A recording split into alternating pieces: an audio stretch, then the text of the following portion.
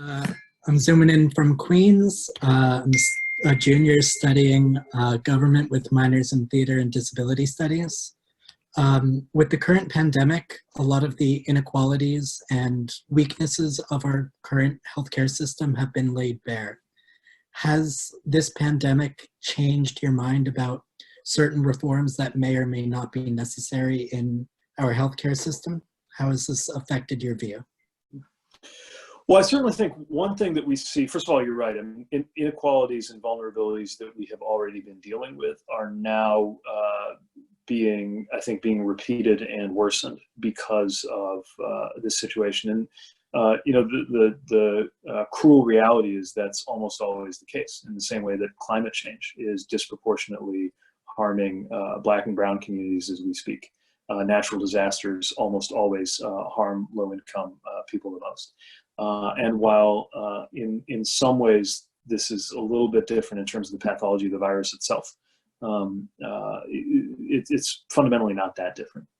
So one of the things I think it's accelerating that I believe has been true for some time is that we need to rethink just how tied to individual relationships with individual employers many of our benefit structures are. Most of the sexiness of the debate, of course, is around healthcare. You think about sick leave, you think about retirement. There are a lot of things. I mean, the extreme example of UBI would be salaries themselves. I'm not sure I'd go that far, although our country's about to, at least in a pinch, right? So that, even that's being decoupled a little bit. And, especially because newer generations are less likely than ever to have a single relationship for a lifetime with a single employer anyway. It is long past time for us to find ways to do this.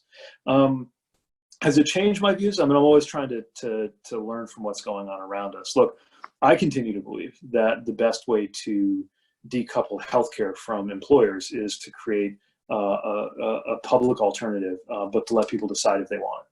To me, if you believe in Medicare for all, this is how to get there. I know a lot of people, as the internet has enthusiastically reminded me, don't think that's the right way to do it. Fine. But either way, I think where we can come together is that we are way too reliant on assumptions about who has relationships with certain employers, or whether you're full-time, right? I mean, from a wages standpoint, it might not matter to you much whether you earn a certain level of income by working 40 hours a week at one job or 20 plus 10 plus 10 at 3 jobs. But it sure matters if all your benefits depend on it. And with gig workers, the same is true, right?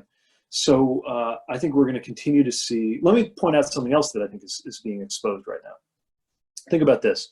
They added $600 a week to unemployment, right, as a kind of kicker to help people get through the situation. It works out to, with the average unemployment benefits, it works out to $15 an hour. A lot of people around here who work don't even get $15 an hour. So what we've done by setting a level of emergency public benefit that is set so that you can live is exposed the fact that a lot of people who were working at poverty wages weren't making enough to live. And so just the way we designed the public benefit reveals that now you'd actually get a 55% pay raise if you're a $9 an hour fast food worker, if you were in the unemployment scenario. That does not mean the unemployment benefit is too generous. It means the wages were too low. And I think this will force a lot of those questions to be reevaluated.